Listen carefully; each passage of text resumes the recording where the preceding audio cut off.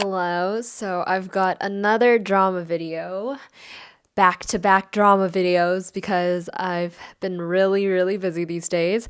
I've originally wanted to make a video about this because I do have a lot of thoughts on First Frost. It's also very popular, and so I think there is kind of a demand, kind of a want, I don't know if demand is really the right word, for hearing my full thoughts, full review on this. And I've tried my best to eloquently jot down my ideas. We'll see if I can convey them better. It's been a long time since I've actually done a drama review, which is crazy because I was doing drama reviews first before I started the monthly drama update videos. So I've been mainly doing those, but had to make a review about this drama because it was so good. I have so many thoughts to share, and yeah. So the drama that I'm going to be talking about today is clearly First Frost.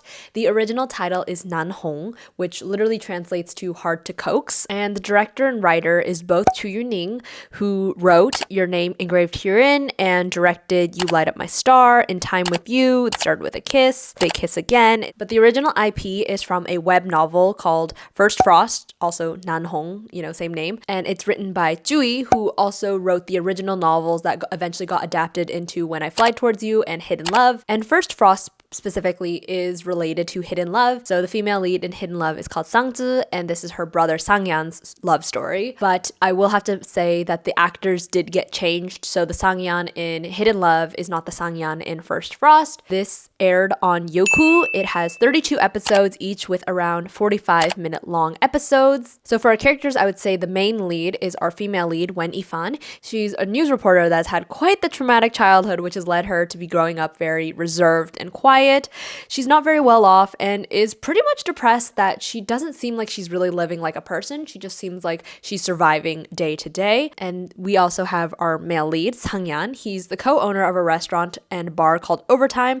He acts cocky and arrogant when in reality he's an absolute softie. He's affected by everything Wen Yifan does, and his world basically revolves around her.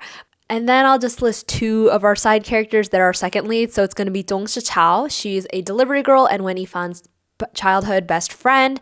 She's got a big family and is the kind of girl that wants other people to smile at the expense of her own happiness. And her love interest is going to be Su Hao-eun, who is the co-owner of Overtime with Sangyan. And he gets involved with Sichao after he hires her to pretend to be his girlfriend in front of his grandparents who won't stop nagging him to find a girl. And so I rated this a 9 out of 10. And I did mention this in my March update video that this is very much an emotional rating. This drama, execution-wise, was not as high as a 9. There were definitely a lot of flaws in what they portrayed. Less about the characters, but if you think about the screen time of what was actually shown, we got a lot of really unnecessary scenes, mainly in the side plot. People get really upset about the second leads in the first half because they're kind of... I think they're spending way too much time on them, and the development wasn't that great. By the end of the story, the second leads are actually good and okay, so I don't really know what happened in the first half that kind of made them unlikable, kind of annoying. Maybe it's because we're developing the story and they were just taking up so much time that we would have wanted to have spent on the main leads. And then, yeah, so it's so high because it does some things really well in terms of characterization, in terms of where the plot went. Their entire love story, the development to the execution was super well done. If the drama was just them two, it could be a 10. It literally deserves a 10 based off the story and what it was, the message it was conveying and what it was trying to get at. It was really developed beautifully, but it just had so many flaws in between. I had to be skipping through some of this drama because not all of it was interesting. And so if you're going to have a side plot, the side plot should be interesting. It should be well done. It should also be balanced well with the original story. I think the balance was just really off. And just sometimes the moments that, there were points that they were trying to get across and they just kind of beat the point in until it was why are you still beating this point in? We already get it.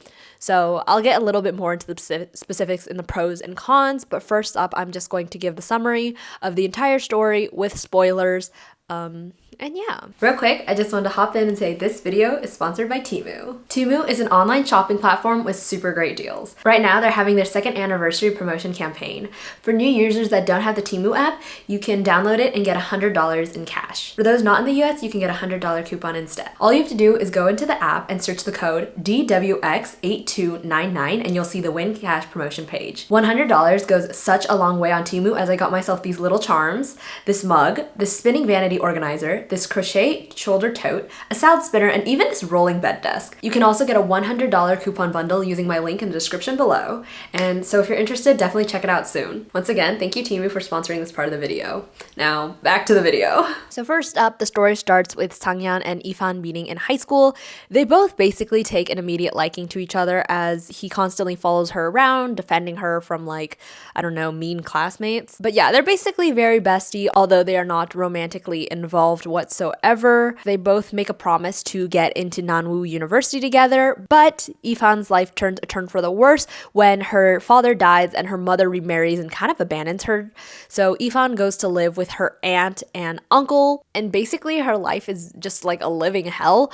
They constantly verbally abuse her, treat her as if she's like worthless, don't support her, and they're just really mean to her, telling her to basically live as if she doesn't exist. And so Sang-yeon only gets snippets of her life. He kind of witnesses that she's going through a rough time, and he's just there for her throughout it all. And then it really reaches peak abuse when her aunt's brother, but yeah, this uncle sexually harasses her, and her aunt doesn't believe her, her mom doesn't believe her.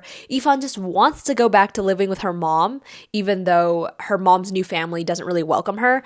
Mainly, her mom's new husband's daughter doesn't really like her, so then Ifan doesn't live with them. And then her mom refuses to take her in and says that her life is difficult. What utter nonsense. And so yeah, Ifan's life is just completely terrible. So then she kind of spirals into this pretty dark place, and she ends up telling Sang-yeon that she thinks he's annoying and she wants him to leave her alone. And mainly it's just because she's thinking that she doesn't deserve happiness, and she wants him to stay away from like her kind of dark hole that she's in. And while she's telling him this, she also tells him that she's going to Ih University instead of Nanwoo like they promised. And yeah, he's just sad that she's broken their promise, that she's saying all these things, and he's just confused, wondering as if he was only ever just kind of like a backup option to her. So 8 years later, they reunite in a bar called Overtime, where Sang-yeon is the boss. They both pretend they don't know each other, and life continues on. But at the same time, Ifan is again getting sexually harassed by this share house that she's in. One of her neighbors is like harassing her, so she finally decides to move out. And she moves in with her coworker, who happens to be dating Hawan, that I mentioned earlier. And so she goes out with her coworker to eat dinner with Hawan, and obviously Sang-yeon is there. They both finally admit that they do know each other. And yeah, so they eat dinner, and Ifan is feeling uncomfortable and decides to leave early. Sang-yeon chases after her and eventually gives her a ride home. She gets harassed again by this man, and Sang-yeon kind of steps in and beats the dude up. And then he kind of takes her home to the place that she's staying with her coworker.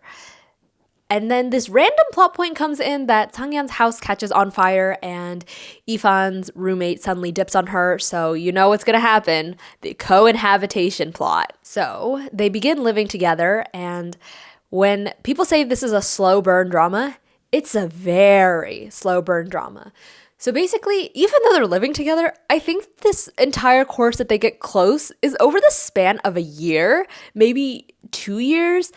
But yeah, so when they start living together, they kind of are very polite roommates. They don't really interact that much, maybe aside from eating like 1 or 2 meals together. I think they also like text each other updates about like, oh, if they're coming home late or whatnot, just to be like a respectful roommate. But you know, it's not just them being roommates, it's them being interested in each other. So yeah, they just eat together once in a while, chat once in a while, and at the same time, she is sleepwalking. So one of the conversations one of the many conversations they have is about her sleepwalking, and he's kind of telling her what she's doing, and he's acting a little flirtatious because he'll say stuff that like she kissed him and like hugged him, and then obviously she's sleepwalking was just like, oh, I did all that. He kind of realizes that she's struggling because while she's like sleepwalking, she's kind of just sad, and he's really curious about like what could be so stressful that is causing her to sleepwalking and why does she look so sad. Over this very long course of time where nothing is really happening, this is where the grandpa plot comes in. And so the grandpa plot basically is that Hao-an's grandpa is acting like he's cheating on Hao-an's grandma. So the grandma gets annoyed and then like leaves to go on a trip, and then the grandpa is just kind of lonely, I guess. And this is where the best friend Dong Shichao comes in, and she's just kind of hanging out with grandpa and pretending to be Hao-an's girlfriend. And so this entire plot is going on. Turns out grandpa's sick and only acted that way to scare off the grandma so she could go enjoy her life instead of suffering with him. I don't really know. That was a really long side plot. So anyways, all this time is happening. Ifan finally decides that she wants to pursue Sangyan. So she's kind of flirting with him here and there, and it's very subtle. So he's kind of got the vibe that, oh, she might be flirting with me, but because he isn't sure, he is not able to make a move because he's afraid that she's just going to kind of kick him out of his life again, you know? Man's got some trauma. So basically Ifan's pursuing him, not that she's verbally said she will. And then it comes to his birthday, and she says that she's going to celebrate his birthday with him until she gets an emergency dispatch and she has to go on site into a different city. And so she is unable to spend Sangyan's birthday with her. He does say that he'll just pretend his birthday is the next day so they can celebrate the following day.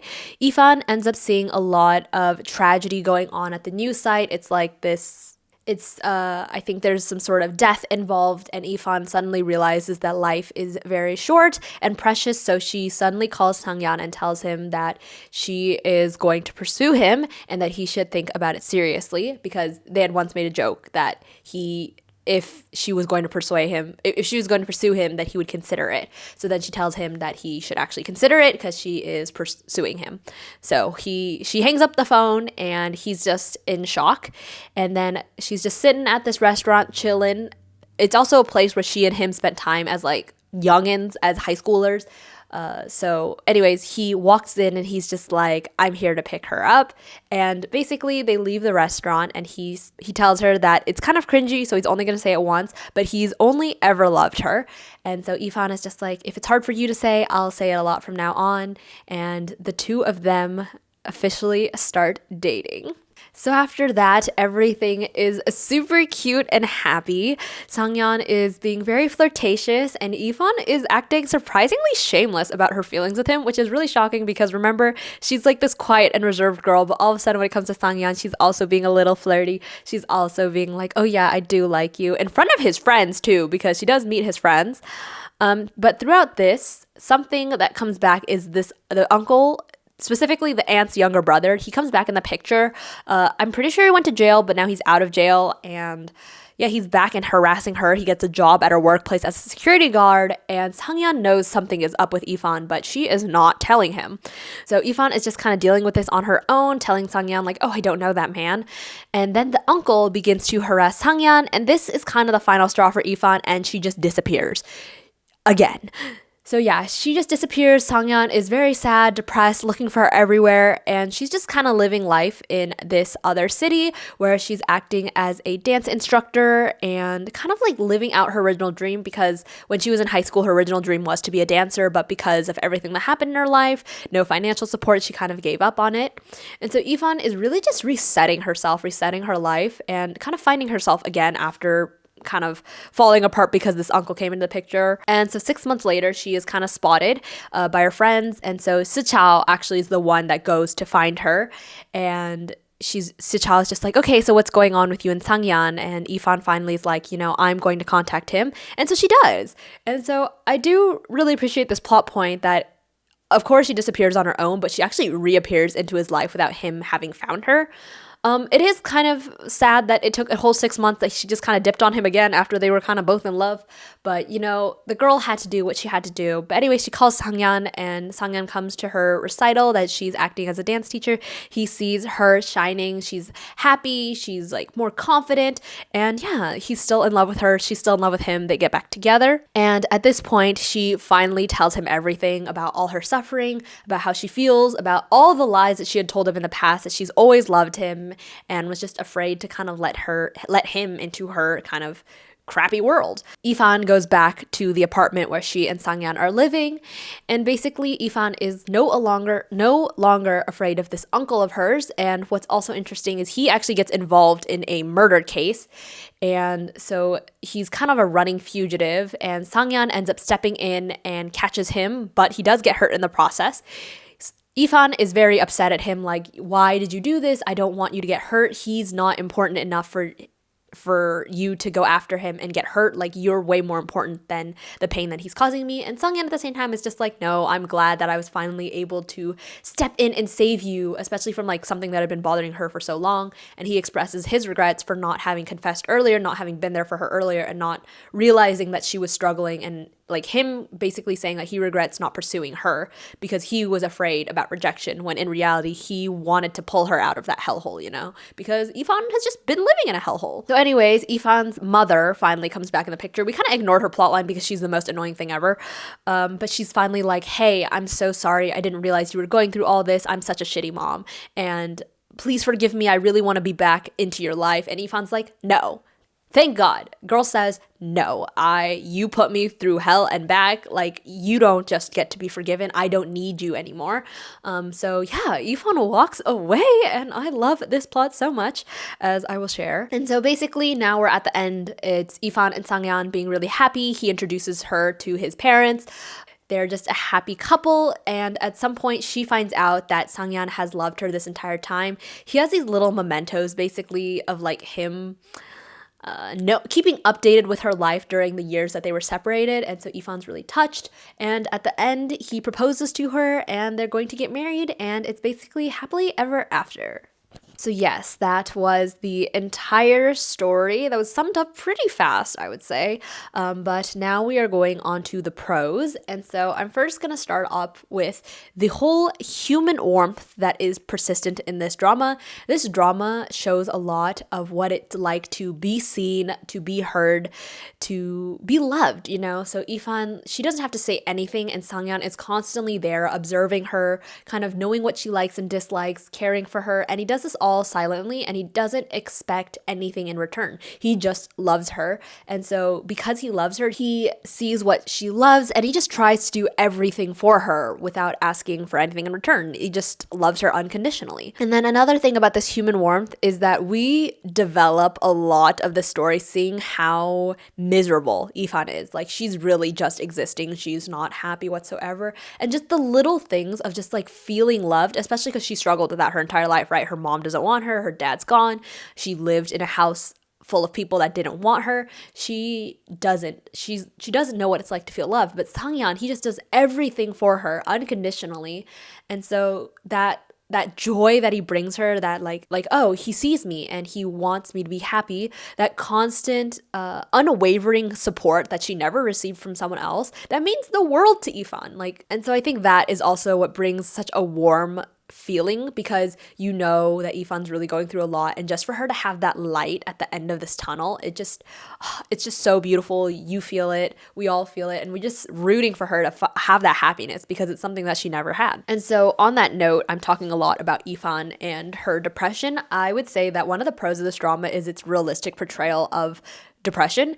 Like, I think in some dramas people just kind of are depressed and then it's kind of a little bit like, so what? But with Ifan, it is manifested in every single way of her life. Just the way she spends her day to day, the way she interacts with people. This girl is very clearly unhappy, and it wasn't romanticized at all. There's like no sort of joy in her life. She's not living like the normal people. She is definitely someone that's been traumatized and scarred, and yeah, I think the acting and the way the story developed, the entire portrayal of it was actually insane. It really hits close to home, as especially as someone who has experienced those kinds of emotions myself. Like, I could really see myself in Ifan in the way that trauma shaped her and was present with who she was her entire life, basically. And there were some scenes that I think did really well at this. Like, one that stood out to me is her going to her best friend's house the day that she gets harassed. One thing is she doesn't tell her best friend that she's just been assaulted.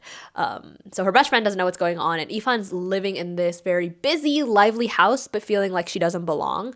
And so, yeah, that feeling of being an outsider constantly is with you, even though nobody is doing anything to make her feel like an outsider. In this case, she's just so stuck in this depressing kind of world box that she just is unhappy. And one of the biggest pros for me, obviously, is going to be on the characters. So I would say the characters of First Frost are super interesting, and they show the complexity of human nature and especially the hypocriticalness of it all. So Sangyan, we talked earlier, he's arrogant and cocky. He's really good looking, by the way, and he has it all. He's comes from a wealthy background. And it's just so funny because at the end of the day, he is so obsessed with Ifan, like this really cool, nonchalant kind of looking guy. He is obsessed with her. He literally is the kind of guy that flies over to her university just to catch a glimpse of her. He's constantly there in her life. Like, she becomes a reporter and he collects all her newspaper clippings. So he is down so bad for her. And see, this cocky and arrogant guy is actually just a softie. He gets affected by every little thing she does. And sometimes she doesn't even know she's affecting him, especially with like the sleepwalking, right? When she like hugs him and he's just kind of like, oh my God.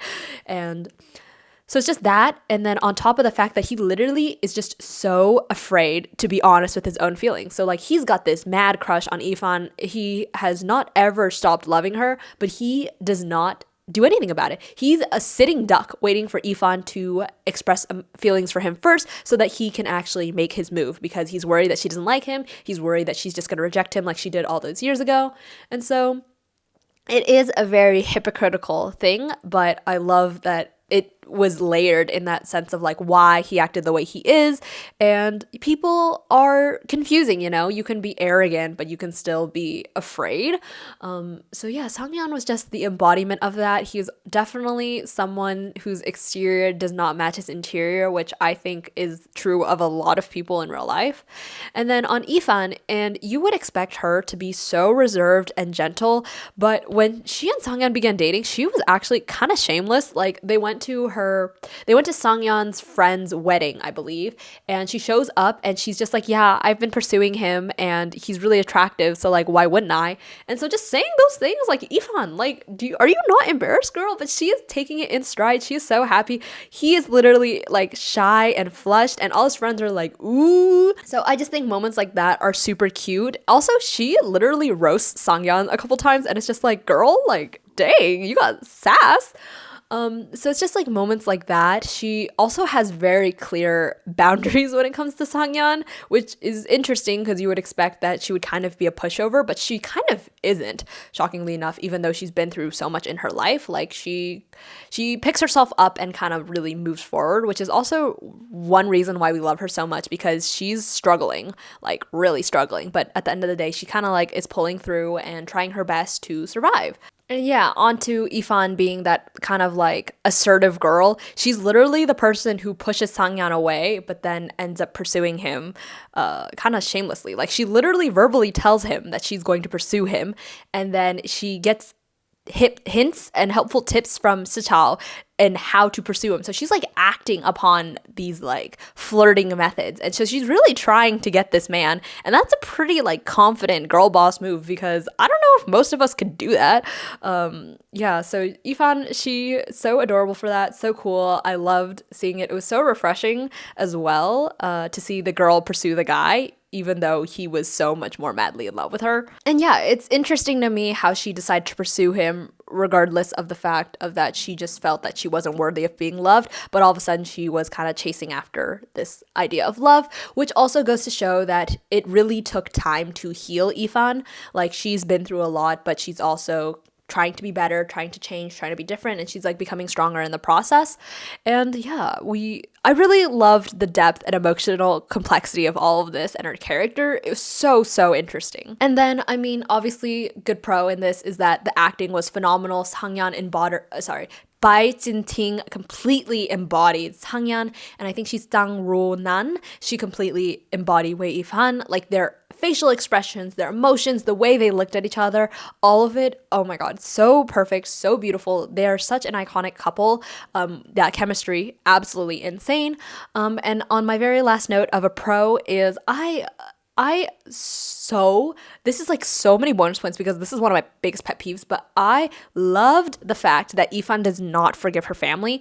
I think there's this reoccurring trend with dramas like your parents do the most absolutely toxic ever, and then the story wraps up that you just kind of forgive them. But in Ifan's case, she'd been through so much, and we hate her parents, and I hate the idea that like, oh, blood is thicker than water, and at the end of the day, she's still your mother. I honestly hate those messages because she can be your biological mother and she can still be toxic. You do not need to forgive the toxic people in your life. Like, even though she gave birth to you, she has mistreated you and never loved you. She has caused you so much harm and trauma that cannot just be undone with, hey, I'm sorry, it turns out I was wrong. Her mother did not care about her. Your biological parents are not necessarily deserving of your love simply because they give birth to you. And I think this drama was a really great example. I love that Ifan never forgave her, and yeah, served her mom right. And so on to the cons. I actually mentioned this in my March updates, but I guess I will go more in depth. There are only two, and the first one is going to be the obsession that Sangyan has. And I will say Sangyan is creepy in the extra details that they give. So earlier I mentioned that he goes to Iha just to get a glance at her. I think that is plain creepy because this is a girl you knew from high school who may or may not like you. Obviously Ifan does like him this entire time, but he doesn't know that. So he kind of just hops on a plane and goes over to visit this girl, and it's kind of like, boy, why are you so fixated on this girl? Like, it has been years. And also, he's like not doing anything about it. He's just kind of in the background, kind of watching her, which is kind of borderline stalkerish. And then, yeah, he finds out that she's a news reporter. So he kind of knows a lot about her life and is like constantly trying to be involved in it. And, but he's not like doing it obviously. He's just doing it all subtly, which is a little creepy. And it could also be the story of how a psychopath goes after his victim, all the stalking. And yeah, he just keeps all these clippings of her newspaper stuff. And just imagine if none of this was reciprocated and some random man keeps clippings of every single news article you've ever published. I would think that's creepy instead of romantic. If it's your boyfriend doing it, okay, romantic. If it's some dude that you don't like, not romantic at all. And so I think Sangyan would be a completely romantic character if you had ignored the 6 years in between that they had not been together. Like, I think it's perfectly fine that he would be just as down bad and in love with her when he reunites with her again, kind of like re-evoking those feelings that he once had that honestly never disappeared.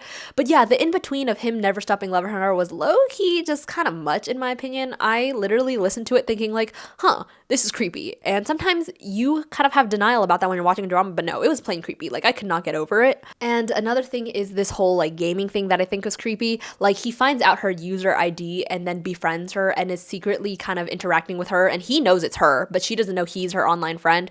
So he's just also keeping in touch with her that way, and low-key, again, that's kind of creepy. Yeah, like, I get that he's in love with her and wants to know how she's doing, but he's like befriending her in a virtual game and acting as if it isn't him. That's a little odd in my opinion too. Like, he's literally everywhere, this man. And so my other con is the sheer amount of times that Ifan gets abused throughout the story. She gets sexually harassed by her aunt's younger brother. She actually also gets harassed in the workplace and is accused of cheating with her boss, even though she has not been involved with her boss at all, and her boss is kind of making moves on her. And then again, remember, she's living in the share house and she gets harassed again.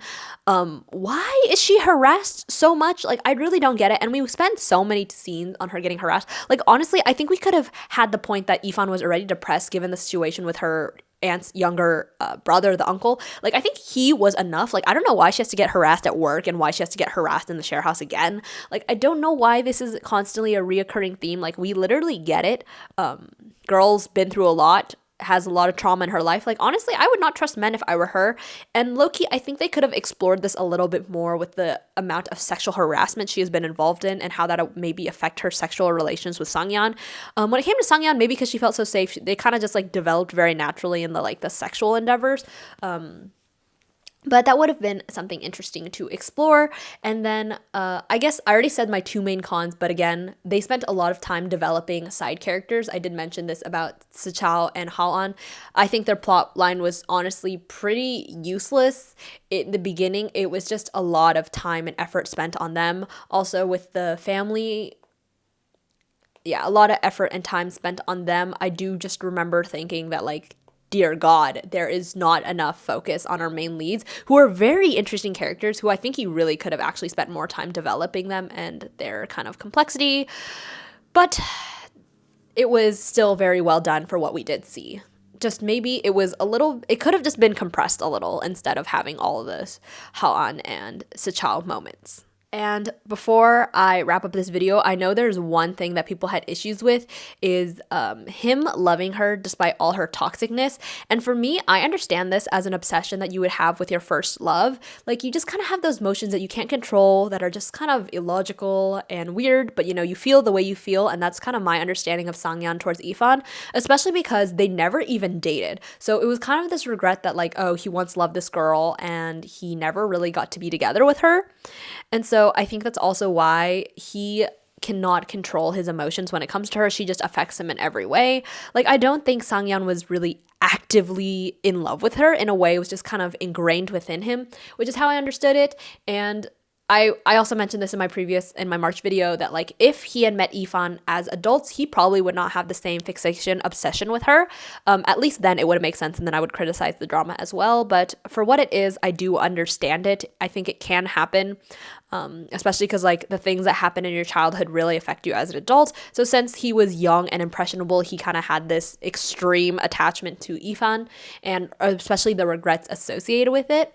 I think that has affected him and made him not able to move on from her, which is why he has like always been in love with her. And so that's also why, despite all the toxic things, traumatic things that she puts him through, he still loves her because he's already seeing her with these rose-colored glasses. And yeah, that only happened because he had this attachment from when he was younger. And lastly, I think it's okay to have this bit of unrealisticness. I think the point of watching drama sometimes is to live vicariously. And so what this drama really stood out for, again, is the way that he loves her, the way that he sees her. And so that is mainly the appeal of this drama. As fans, we love seeing love in its most extreme form, and honestly seeing that kind of love makes you think that like, hey, this is how one can give love, how one can receive love.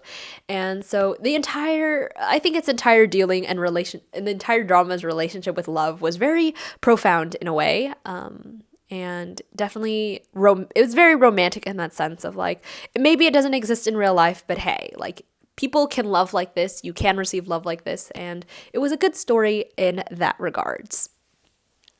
And so with that wraps up my complete review of First Frost.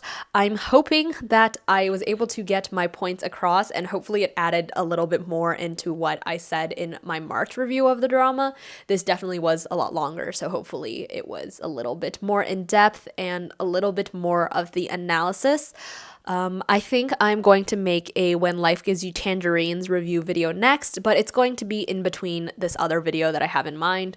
So yeah, if you're interested, check out that. If you're just interested in general drama reviews, I've got quite a lot of them. I've got this playlist called Shows, and More Shows. So yeah, there's a lot of stuff there that if you want to check out. And if you haven't seen First Frost, well, yeah, I gave you the pros and cons, so you can decide on your own if it's worth it. I would say it is. It's a good experience of feeling loved, what it's like to be loved. I just keep repeating the word love. But yeah, so that is actually all for today, and I'll see you in the next one.